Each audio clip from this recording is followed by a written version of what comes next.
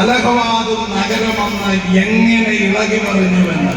മണിക്കൂറുകൾ, ഒരു ദിവസം അന്ന് അലഹബാദ് ചലിച്ചില്ല. അലഹബാദിലെ എല്ലാ മട്ടുപ്പാവുകളും എല്ലാ സ്ഥലത്തും അഭിവാദ്യങ്ങൾ ചെയ്യാൻ 10,000 തടിച്ചുകൂടി. അതിനുശേഷം ഞാൻ കണ്ട ഏറ്റവും വലിയ സ്വീകരണമായിരുന്നു ശ്രീ ഷാഫി പറമ്പിന് വടകര ഒരുക്കിയത്. ഒരു തെരഞ്ഞെടുപ്പിന്റെ ട്രെൻഡ് അതാണ്. കാണുമ്പോഴേ നമുക്കറിയാം എത്ര വോട്ടിന് ജയിക്കുമെന്ന്. എത്ര വോട്ടിന് ജയിക്കുമെന്ന് നമുക്ക് പറയാൻ കഴിയും. ഉറപ്പായി ഞാൻ പറയുന്നു 2 ലക്ഷത്തിനപ്പുറത്തായിരിക്കും നമ്മുടെ ഭൂരിപക്ഷം. കാരണം ഒരു ജനത മുഴുവൻ നിൽക്കുന്നു ഞങ്ങളുടെ പുതിയ സുൽത്താനെ ഇവിടെ വാഴിക്കാൻ. മുഴുവൻ ആളുകൾ നിൽക്കുകയാണ്. ഇതൊക്കെ വളരെ അപൂർവമായിട്ട് മാത്രമാണ് ഈ ഭാഗ്യം കിട്ടുന്നത്. പക്ഷേ ഷാഫി പറമ്പിന് ഇത് കിട്ടും എന്നുള്ളത് ഞങ്ങൾക്കറിയാം. വളരെ കൊച്ചു പ്രായം മുതലേ എനിക്ക് ഷാഫിയെ അടുത്തറിയാം. ഓരോ സന്ദർഭങ്ങളിലും ഞാൻ ഷാഫിയോട് എപ്പോഴും ഞാൻ പ്രോത്സാഹിപ്പിക്കാറുണ്ട്. ഷാഫി നിഷേധിക്കില്ല. ചിലപ്പോൾ പാർട്ടിക്കകത്ത് നിൽക്കുന്ന മത്സരങ്ങളിലൊക്കെ ഞങ്ങൾ 2 വ്യത്യസ്ത ജനങ്ങളിലൊക്കെ നിൽക്കാറുണ്ട്. എങ്കിൽ പോലും ഓരോ ജയം കഴിയുമ്പോഴും ഞാൻ പറയും, നീ അർഹതപ്പെട്ടവനാണ്, അതുകൊണ്ട് നിന്നെ ഞാൻ അഭിനന്ദിക്കുന്നു എന്ന് എപ്പോഴും ഞാൻ പോയി പറയാം. എനിക്ക് അത്ര മാത്രം പ്രതീക്ഷയുള്ള ഞാൻ ഒരു കാര്യം ഞങ്ങളുടെ മുമ്പിൽ പറയാം. ഇന്ത്യൻ പാർലമെന്റിൽ പുതിയൊരു സൂര്യോദയം ഉണ്ടാകാൻ പോവുകയാണ്. ഇവിടെ ശ്രീ നരേന്ദ്രമോദി ഈ രാജ്യത്തിന്റെ ഭരണഘടനയെ തിരുത്തി എഴുതാൻ ശ്രമിക്കുകയാണ്.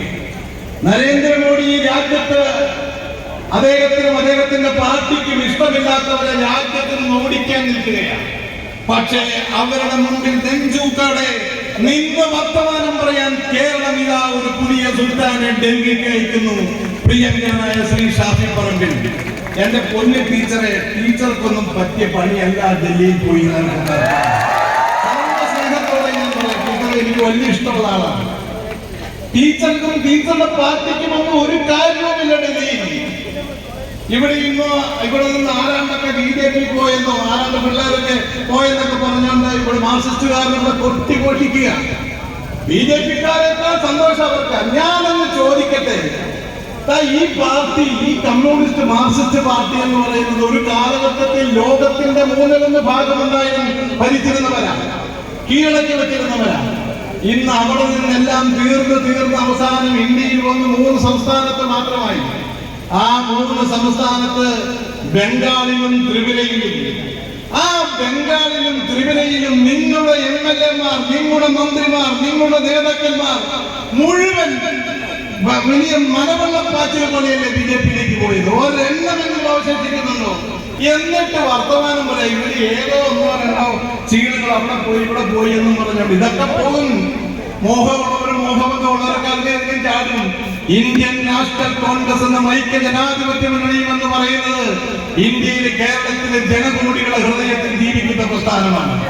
ഈ രാജ്യത്തിന് സ്വാതന്ത്ര്യം നേടിക്കൊടുക്കാൻ 62 വർഷത്തെ പോരാട്ടം, സ്വതന്ത്ര ഭാരതത്തെ ലോകത്തെ ഏറ്റവും വലിയ രാഷ്ട്രീയ സൈനിക ശക്തിയാക്കി മാറ്റുവാൻ ഉജ്ജ്വലമായ പോരാട്ടം നടത്തിയ ചരിത്രമുള്ള പ്രസ്ഥാനമാണ് കോൺഗ്രസ്.